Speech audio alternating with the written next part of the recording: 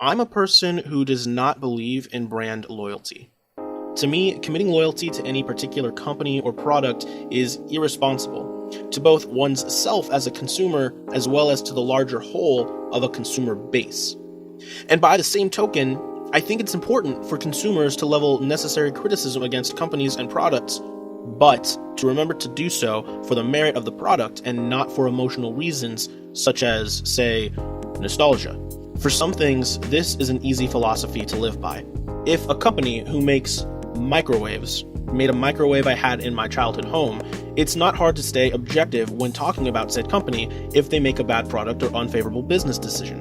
For other companies, though, staying objective is much more difficult. Namely, companies who made entertainment that I grew up with. For that reason, I feel like I need to approach this Think Bite carefully, because today, I'm talking about a company that's made a couple of games near and dear to my heart, Bethesda Studios. More specifically, I'm talking about one of their flagship franchises. I spent so much time playing both Oblivion and Skyrim when I was a kid and teenager, and I remember how utterly mind-blowing these games were back in the day. They essentially put Bethesda on the map, in a mainstream sort of way. And since I was really young when Oblivion came out, Elder Scrolls sort of shaped my idea for what an open-world RPG was. I poured hours and hours into these two games, and there was a time when I thought these expansive video game worlds were awe-inspiring.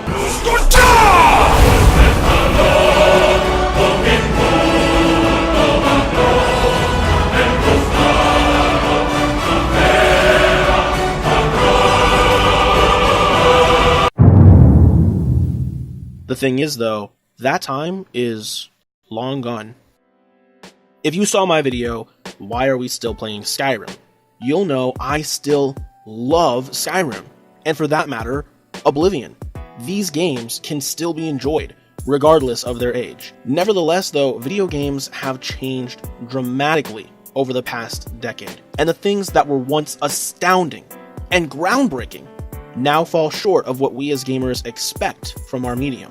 They're givens. That much needs to be kept in mind as we go forward, because it puts Bethesda in a bit of a difficult spot. I want to make it clear that none of what I'm about to say comes from a place of spite, and I'm not trying to be a malcontent, but rather the things I'm saying come from the perspective of a fan who wants to see Bethesda do well, but who also knows he has to stay objective as a consumer. So from that perspective, let's take an honest look together at the Elder Scrolls Catch-22.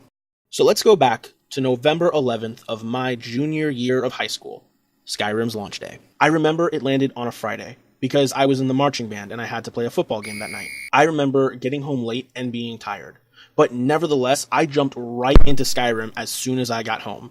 I stayed up till 2 in the morning, and then I woke up early the next day and kept playing. I remember looking at the animations and thinking it was crazy how detailed they were. I remember thinking the voice acting was highly improved over Oblivion. Well met, kinsman. I remember thinking the combat was tight and the skill tree tighter. I remember thinking the bards were an innovative and interesting feature. I remember being fascinated that there were children running around in the world. I remember the dialogue options being something I was impressed with. I remember actually thinking it was impressive how characters would step on each step of a stairway when they went up or down it. I remember coming across a dragon fighting a giant, thinking maybe I could take the chance to kill the giant, trying it, only to end up with a dragon, a giant, and a mammoth, all three chasing me. I remember loving that moment, and I remember being impressed that something like that could even happen. Skyrim was at the time like nothing I'd ever played. A huge world with a dazzling amount of interactivity where you could just let your imagination go wild and lose yourself. And I wasn't the only person who thought this way. There's a big difference between open world games with lots of content, which many have, and those with a lot of creatively designed content, like you'll find in the Elder Scrolls V Skyrim. You know how hard it is to be so excited for a game, to have it hyped up to no end, and for it to actually live up to all of the hype and then some, even surpass it? I'm slobbering over myself how awesome this game is. In addition to being a step up from Oblivion in pretty much every way possible, Skyrim is simply one of, if not the best RPGs I've ever played. Not only is it one of the best RPGs of the year, it's also one of the best games, period, offering you innumerable delights in a snowy world eager to seize every moment of your free time.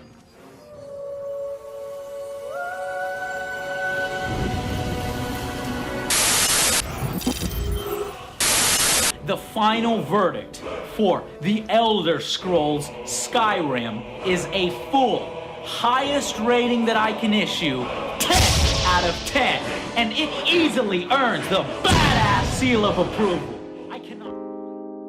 But now, for comparison, let's skip ahead 4 years later, to November 10th of my second year of college, the first year I began dabbling in video making, and the day Fallout 4 was released. I remember the hype for this game. At the time, Fallout 4 was something of a mystical concept for a lot of people. In a way, it was similar to the prospect of Half-Life 3. Granted, it was on a much smaller scale, but the point remains. People expected this game to blow them away. And why wouldn't they have? Bethesda was on a huge winning streak with their IPs, going back 10 years. The run so far had been Morrowind, a game that set the bar for RPGs as we knew them, Oblivion, a game that set the bar for RPGs as we knew them, Fallout 3, a game that set the bar for RPGs as we knew them, and Skyrim, a game that set the bar for RPGs as we knew them. And look, I am perfectly well aware that many people would say I'm giving Bethesda way too much credit with that statement, and that all they've really done is dumb down RPGs in the West. But the point is, this is how the developer was perceived, and so for better or worse, people expected a lot from Fallout 4. Myself included. So what did I think of the game when it came out? Well, I remember very distinctly that I was wearing rose-colored glasses. I had been waiting for this game eagerly for months. TJ and I, on our old channel, had made a bunch of videos concerning Fallout 4. We had a lot invested in it being a good game. I wanted so badly for Fallout 4 to not only be good, but amazing. And so I remember being way too forgiving. I remember thinking, the graphics could be better, but maybe these are a stylistic choice, so it's fine. I remember thinking, the dialogue options are a bit limited, but I can more or less say what I want to say, so it's fine. I remember thinking, having the one voice for the protagonist isn't enough to really make my character feel unique. War never changes. But the voice acting itself is actually really decent, so it's fine. I remember thinking the settlement building was cluttered and pushed way too much into the spotlight. But I was having some fun with it, and I was able to make some cool stuff, so it's fine. I remember thinking the story was weak, and my choices didn't really matter that much, but it was trying to be a specific narrative, so it's fine. In short, Fallout 4 was good, but underwhelming. But it was Fallout 4, so it was fine. Then some weeks went by, and I think everyone began to sober up a bit. And I looked and I saw the perception to the game online. Now, I don't think anybody thought the game was bad. Far from it. I think that most of us still had a lot of fun with the game and thought that it was decent. But nevertheless, it wasn't the groundbreaking masterpiece we were all expecting. I went back and played the game a second time, and I quickly realized there wasn't much of a reason to make a second character. Most of what I was doing I had already done in my first playthrough, and multiple endings weren't much of a reason to go back because they were essentially carbon copies of themselves. Couple that with the fact that there wasn't really any good way to be a bad guy, and I was starting to realize that Fallout 4 really wasn't the end-all be-all RPG I and many others had expected it to be. It was here when I began to think back to Oblivion and Skyrim. Man, those older games were so much better, I thought. There was such a variety of things to do, and you really could make your character be anything you wanted them to be. So I revisited Skyrim, and keep in mind that at this point it had been a solid year and a half since I'd played that game. I dived in, ready to relive my teenage nostalgia of treading Skyrim for the very first time. And what I found was surprising. Skyrim, I remembered, didn't have multiple endings to its main campaign. So there was less of a reason to replay the main campaign here than there was in Fallout 4. In Skyrim, you're supposed to get good at what you pick up, but you usually just end up picking up everything, so you pretty much always become a jack of all trades. This means that it wasn't as easy to craft a specific character the way I had remembered. In Skyrim, there aren't any actual choices to be made. outside of basically what you want your character to look like. And in Skyrim, dialogue options are actually more limited than they are in Fallout 4. We just remember them being more varied because since the protagonist wasn't voiced, you tended to put a certain tone on the words being spoken that maybe matched the kind of character you were trying to play as a bit better. And that's when it dawned on me. Fallout 4 is actually a much better game than Skyrim, at least on a technical standpoint. Again, see, why are we still playing Skyrim? So what gives? Why did I, and many others, remember older Bethesda games being so much better than this? Well, picture, if you will, that Fallout 4 came out in 2011. Imagine what people would have said about it back then. Disregard the graphics even, which as much as we complain about them, they do outpace Skyrim. And just imagine the other aspects of the game. It would have been received in a better way than even Skyrim was. Now imagine if Skyrim came out in 2015, with Fallout 4 graphics. It's incredible what a difference 4 years makes, and I eventually realized that's the real problem with Fallout 4. So now let's look back at March 20th of my 5th grade year of elementary school.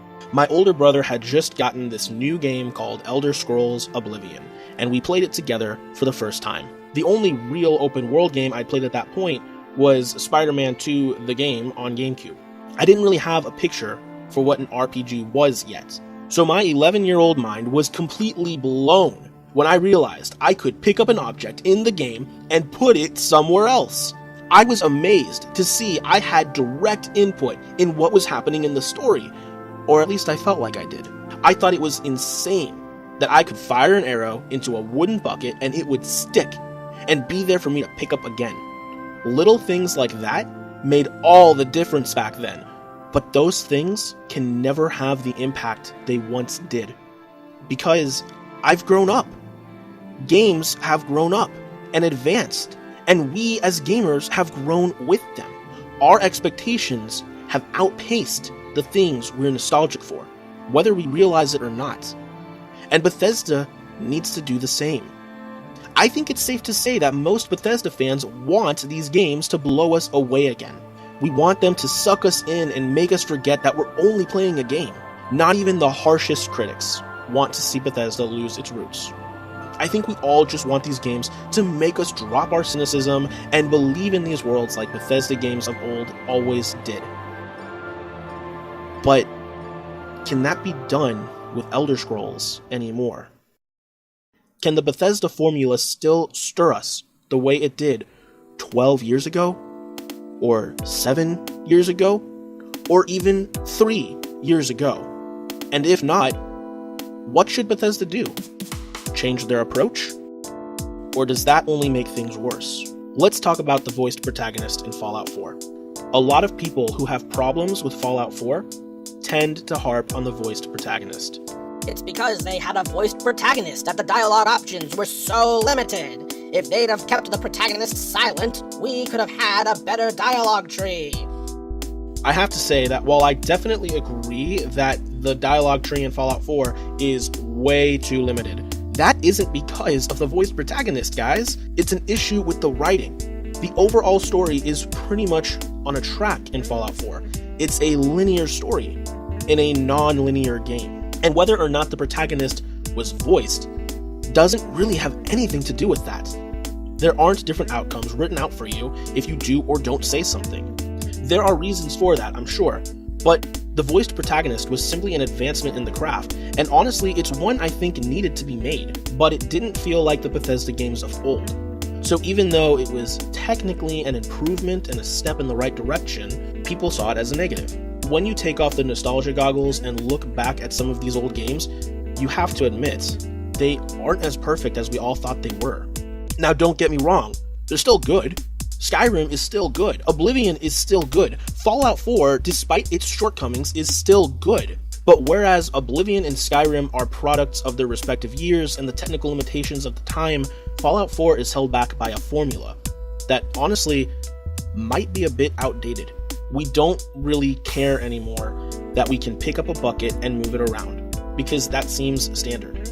We don't really care that we can walk to the top of a mountain in the background anymore, because that's something we've come to expect.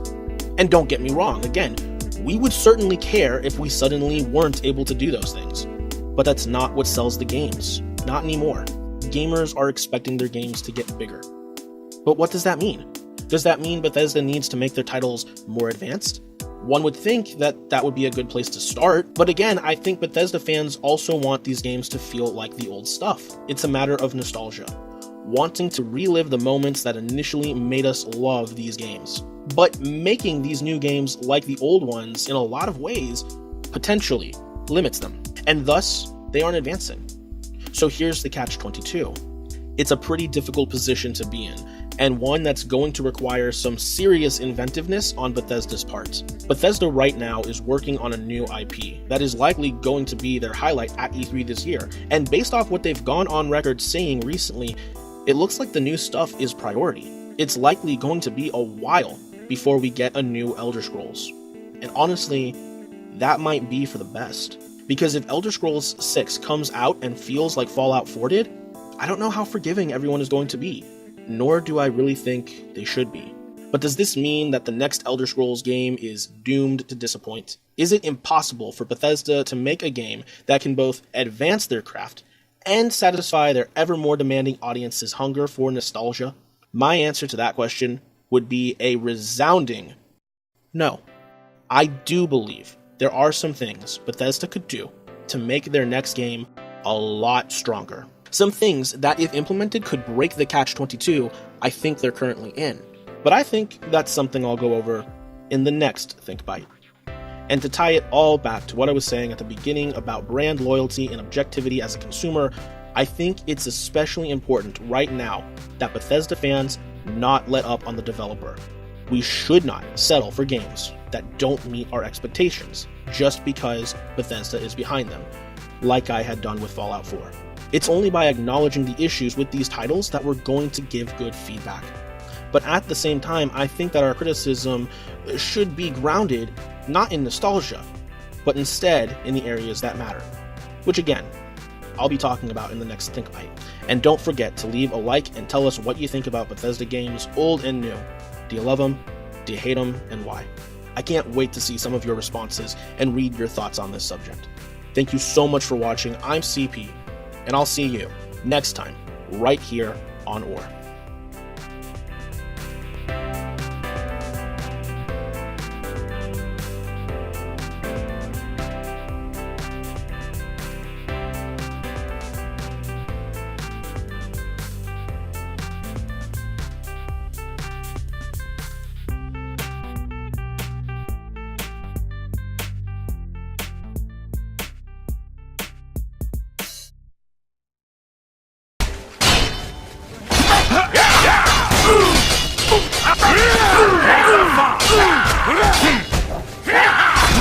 Am I supposed to be impressed? Do your worst!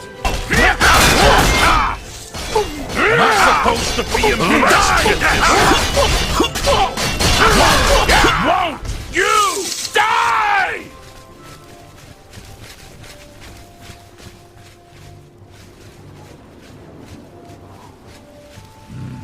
Body's still warm. Looks like there's a killer about.